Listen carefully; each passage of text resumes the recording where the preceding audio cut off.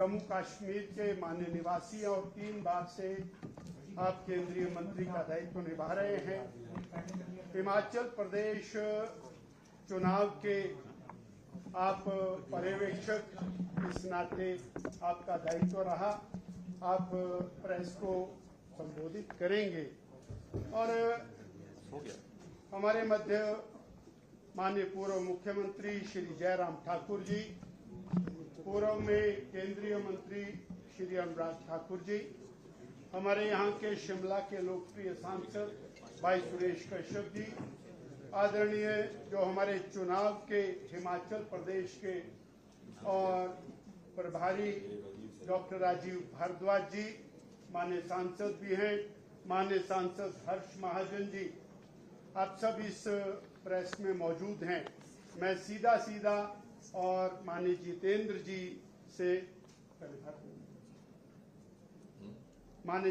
जी से आग्रह करूंगा कि वो प्रेस को संबोधित।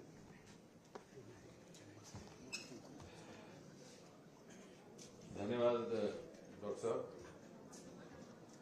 आप सभी दोस्तों का यहाँ अभिनंदन है। जैसा कि आप जानते हैं कि आज ये औपचारिक तौर पर आपको इसलिए आमंत्रित किया गया है कि विधिवत तरीके के साथ जो चुनाव प्रक्रिया संपन्न हुई है उसके परिणाम स्वरूप जो नतीजे निकले हैं उसकी घोषणा भी की जाए, प्रदेश अध्यक्ष को लेकर के और राष्ट्रीय परिषद के अध्यक्षों के सदस्यों के चयन के लिए जो प्रक्रिया संपन्न हुई है उसके क्या परिणाम है वो भी आपके साथ साझा किए जाए। तो जैसे कि आप जानते हैं कि भारतीय जनता पार्टी की एक विधिवत प्रणाली है चुनाव प्रक्रिया की। हर 3 वर्ष बाद संगठनात्मक चुनाव होते हैं और चूंकि उसमें एक व्यापक सबकी उसमें भागीदारी हो, इसलिए ये नीचे से प्रारंभ किए जाते हैं और धीरे धीरे मंडलों के, फिर जिला स्तर के, फिर प्रदेश के और फिर आखिरकार राष्ट्रीय स्तर के। और अक्सर जो हमारे विपक्ष के मित्र इस बात को लेकर के टिप्पणियां करते हैं, वो शायद इसलिए करते हैं कि वो इस चुनाव प्रक्रिया से ना वाकिफ है, ना उन्हें कभी अनुभव है, क्योंकि वहां पर अध्यक्ष कौन बनेगा, कौन पदाधिकारी होगा, उसका फैसला रसोई घर में ही हो जाता है या माँ बेटा डाइनिंग टेबल पर बैठ के कर लेते हैं। लेकिन इस तरह से कहा जा सकता है कि भारत की मूल एक राजनीतिक संगठन जिसमें लोकतांत्रिक मूल्यों का पालन जिस प्रकार से पार्टी के बाहर किया जाता है, उसी तरह पार्टी की आंतरिक कामकाज में भी किया जाता है, उसका नाम है भारतीय जनता पार्टी। आज विश्व की सबसे बड़ी राजनीतिक पार्टी।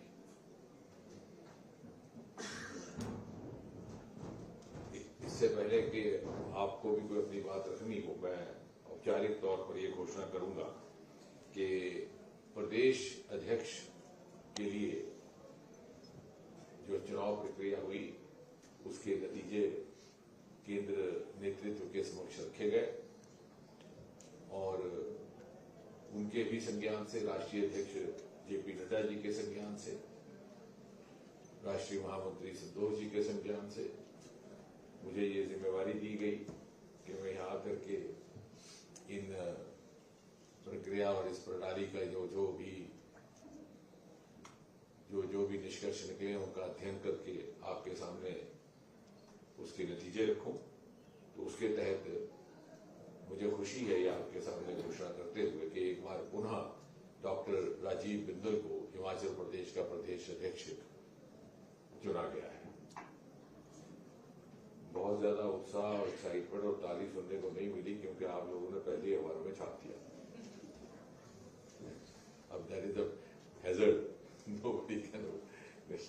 तो आपको इसमें असमंजस नहीं हुआ। इसका दूसरा एक ये भी कारण हो सकता है कि आप पहले ही समझते हैं कि डॉक्टर राजीव बिंदल ही इस काम के योग्य हैं। तो I take it as like that. It's a compliment to doctor Rajiv that you are not surprised. Press conference में तो ताली बजा देते हैं।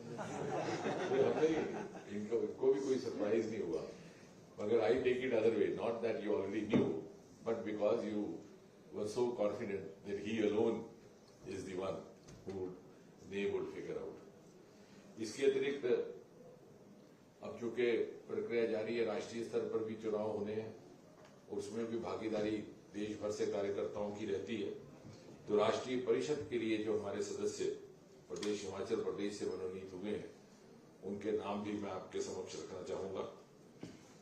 श्री गोविंद ठाकुर जी, श्री बिहारी लाल शर्मा जी, श्री पवन काजल जी, श्रीमती रश्मिधर सूद जी, श्री त्रिलोक कपूर जी, श्रीमती पायल वैद्य जी, डॉक्टर राजीव सैजल जी और श्री संजीव कटवाल जी। ये रहेंगे, जिसे हम कहते हैं कि नेशनल काउंसिल, एक हमारी नेशनल एग्जीक्यूटिव रहती है, एक नेशनल काउंसिल रहती है, which is a wider body representing right from the district level up to the state level, and which is a participant also in the election of the national president.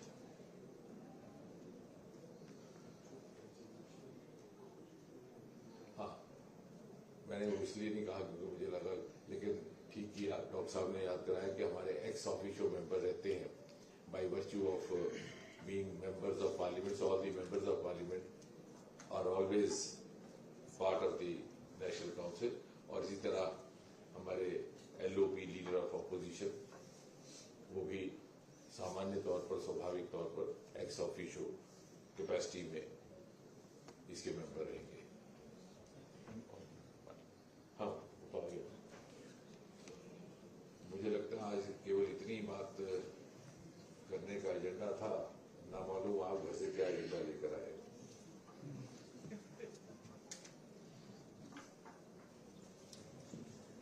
Sir, मेरा नाम शिवा भारद्वाज है, मैं संवाद भारत यहाँ के स्थानीय वेब पोर्टल से हूँ।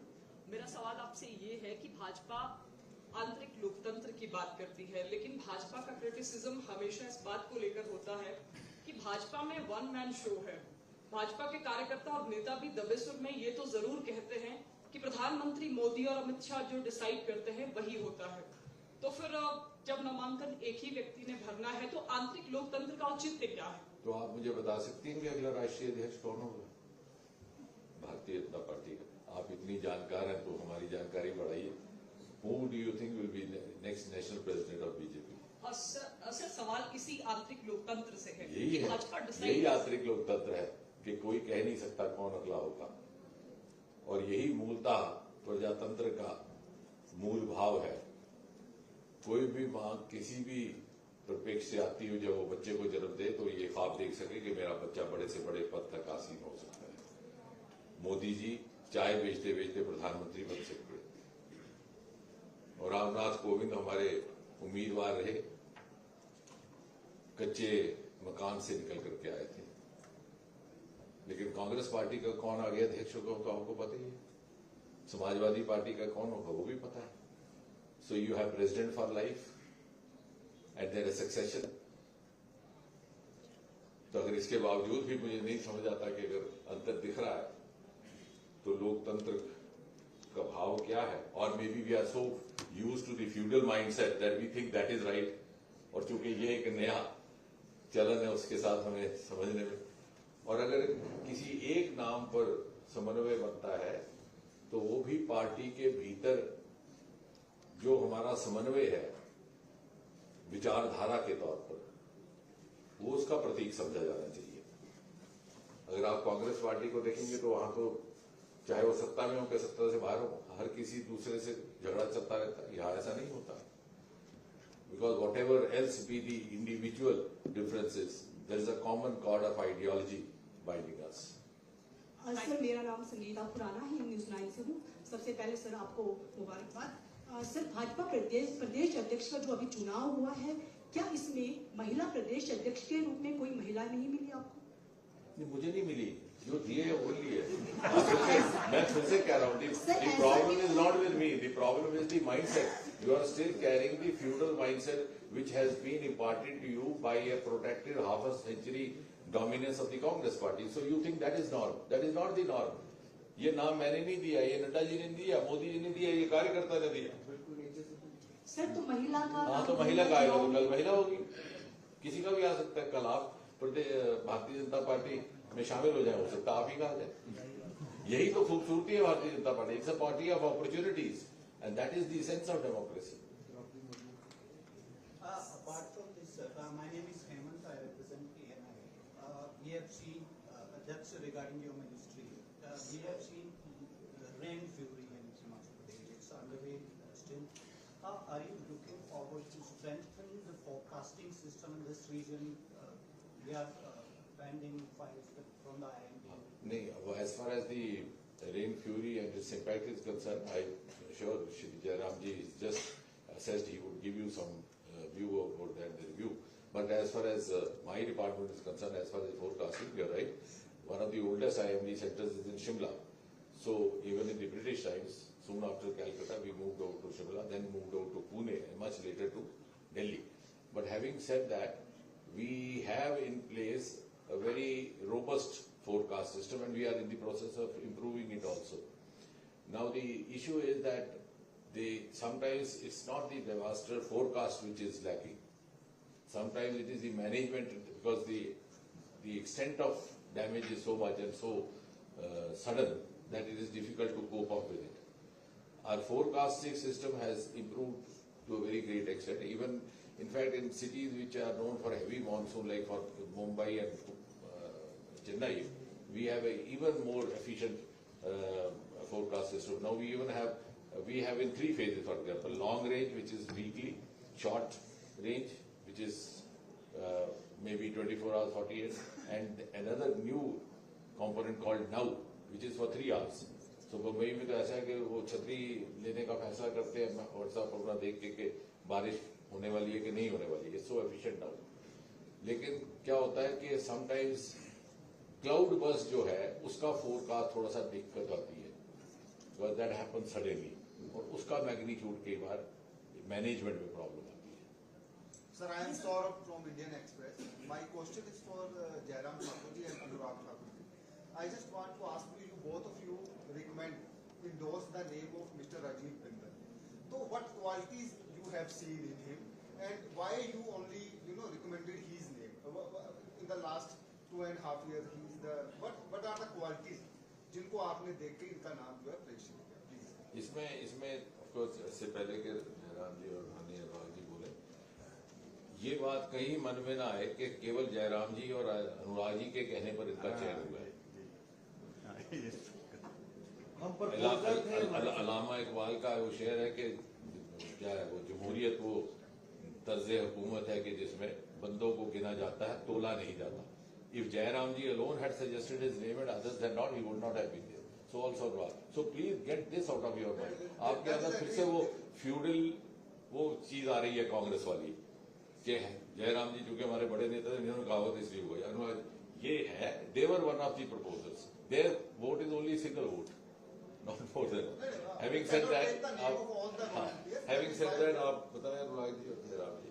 मैं इतना ही कहूँगा, वनवासी कल्याण से लेकर परिवार कल्याण और स्वास्थ्य मंत्रालय से अब देश कल्याण और पार्टी के कल्याण के लिए जो काम राजीव बिंदल जी ने किया है, इनका एक लंबा अनुभव है, पार्षद से विधायक मंत्री तक का, और पार्टी के महामंत्री से लेकर अध्यक्ष तक का. ये पहली बार नहीं, तीसरी बार इनको जिम्मेदारी मिली है, और उस समय मिली जब हम अगले चुनाव में जाएंगे तो बिंदल जी हमारे अध्यक्ष होंगे, और पार्टी को जो गति चाहिए, जो तीव्रता चाहिए, और जो आक्रामकता चाहिए, और जो संगठन को मजबूती देने का काम चाहिए, वो पार्टी में राजीव बिंदल जी बड़ी क्षमता के साथ कर सकते हैं.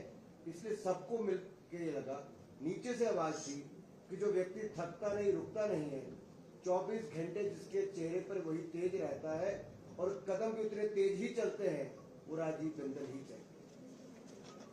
अभी मुझे लगता है कि बहुत ज्यादा एक्सप्लेन करने की जरूरत नहीं है. अनुराग जी ने बात क्या की है. बिंदल जी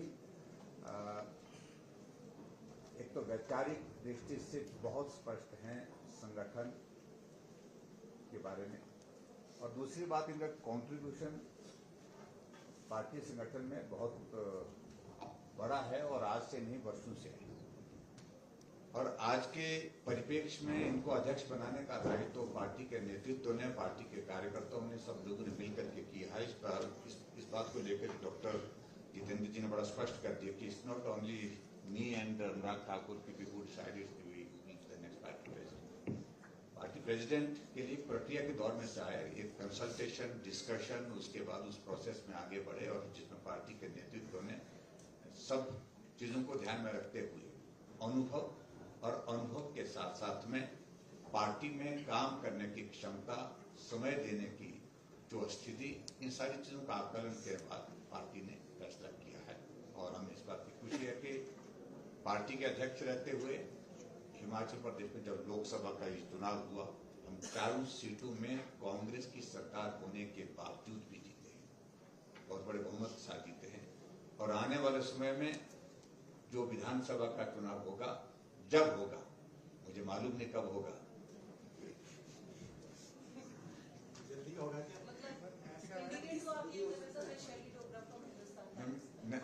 मैं जब भी होगा भारतीय जनता पार्टी की सरकार बनेगी, ये तब होगा, अब होगा, जब होगा तब देखा जाएगा। लेकिन सरकार भाजपा की बनेगी, बिंदल जी अध्यक्ष होकर के पार्टी को इतना मजबूत करेंगे। मेरा सर एक क्वेश्चन ये है कि जैसे हमारे 6 months लगे for the state president, so when do we expect the national president of the. लेकिन इस बात को आप हमारा तो गिन रहे हैं, 9 महीने से एक ही पार्टी का अध्यक्ष है, ना मंडल है, ना मंडल की कार्यकारिणी, ना जिला का अध्यक्ष है, ना जिला की कार्यकारिणी, ना प्रदेश की पदाधिकारी, ना प्रदेश की कार्यकारिणी। लेकिन वो पार्टी सरकार बना के चली हुई है, उनसे भी पूछिए। हमारे अध्यक्ष जी पहले भी थे, हमारे अध्यक्ष जी पहले भी बिंदल जी थे, आज भी हैं, यहाँ पर बैठे हैं। राष्ट्रीय अध्यक्ष जगत नड्डा जी हैं, चुनाव की प्रक्रिया जैसा राष्ट्रीय नेतृत्व तो पूरा करता है, संपन्न करता है, एक शेड्यूल के मुताबिक। मुझे लगता है कि इस समय बहुत ज्यादा इंतजार करना नहीं होगा, बहुत at least we were never headless. यहाँ तो जयराम जी जैसे कह रहे हैं, वहाँ तो हेडलेस काम चल रहा है ना। सर मैं रणवीर सिंह न्यूज 18 से, बहुत सारी बातें आपने गिनवा दी डॉक्टर साहब के बारे में, और क्या भाजपा में और कोई ऐसी योग्यता नहीं रखता? नहीं, देखिए ये प्रश्न मुझे लगता है कि करना ही चाहिए। जब फैसला इस पर हो गया है तो प्रश्न करने का सवाल पैदा होता नहीं। मैं इतना जरूर कहना चाहता हूँ, ये साथ में कोई यूपीएससी का एंट्रेंस टेस्ट नहीं था। जैसे जयराम जी ने आपको समझाने की कोशिश की, अनुराग जी ने की, कि बहुत सारे इसमें पहलू देखे जाते हैं और फिर सबकी राय लेकर के जो राय बहुमत से आई है उसके आधार पर, ऐसा नहीं है कि कोई ऐसे मार्किंग हुई होती है कि टेस्ट एंट्रेंस दिया तो और कोई योग्य नहीं निकला। ठीक है सर बहुत सारे ऐसे इनमें गुण होंगे जिनको देख करके बहुमत से सभी कार्यकर्ताओं का ये मत था कि इन्हीं को अध्यक्ष रहना चाहिए। सर मेरा सवाल केंद्रीय मंत्री जी से है। मैं सर राजेश मंडोत्रा, दिव्य हिमाचल रिप्रेजेंट करता हूँ। जो सवाल पूछा था हेमंत जी ने, मैं उसी को आगे थोड़ा सा और एग्जैक्टली थोड़ा सा इसमें और चाहूंगा आपसे डिटेल। हिमाचल में 2023 में जो आपदा आई वो तो खैर सबको थी, लेकिन लास्ट ईयर समेज में जो हादसा हुआ रामपुर में वो भी इसी तरह का था। अभी मौसम विभाग का जो फोरकास्ट है स्पेसिफिकली हिमाचल को लेकर, वो जिले तो हमें बताता है, जैसे इन 4 जिलों में हो सकता है, इन 6 जिलों में हो सकता है, लास्ट डे का भी ऐसा ही था, लेकिन जो रेनफॉल कंसंट्रेशन है वो नहीं बताता। जैसे अभी जो मैक्सिमम रेनफॉल है वो संधोल में रिकॉर्ड हुआ है पिछली रात को, और जो लॉस है वो भी मंडी में सबसे ज्यादा है। लेकिन जो हमें फोरकास्ट क्या मच इंप्रूव मिल सकता है हिमाचल की टेरेन को देखते हुए, ताकि लॉस को कम किया जा सके। नहीं, वो आप ठीक कह रहे हैं। अभी एरिया वाइज अब हमारी ज्यादा स्पेसिफिसिटी बढ़ेगी दिन ब दिन। इसी साल मिशन मौसम लॉन्च किया गया प्रधानमंत्री जी की ओर से ही, which is a dedicated program for this purpose. और अब हमारा मेरे ख्याल से कुछ ही महीनों में जब वो फंक्शनल हो जाएगा तो we'll be state of art equal to anybody else in the world. दूसरा क्या है कि उससे क्या होगा कि आपकी जो आपका सवाल है कि जिला वाइज आता है, we will narrow down. In fact अभी विलेज वाइज हमने किसानों के लिए एग्रीकल्चर डेडिकेटेड देना शुरू किया है, लेकिन बड़े बड़े शहरों में कहीं कहीं ये लागू हो चुका है, अब इन प्रदेशों में हो रहा है। Plus there are other factors also, western wind changes etcetera, which sometimes create some amount of uncertainty. लेकिन जो हमारे ऑटोमेटेड वेदर स्टेशन है AWS, उनकी संख्या बढ़ाई जा रही है। और ये बात दिल्ली में भी आई थी। दिल्ली में भी कुछ पत्रकारों ने पूछा, क्योंकि जब वो दिल्ली देखते तो पिछला दिल्ली सोचते हैं, अब दिल्ली फैल गया हरियाणा से लेकर के यूपी तक, तो NCR हो गया, तो वहां भी we are in the process of installing this, and very soon be the level of accuracy will be much much more.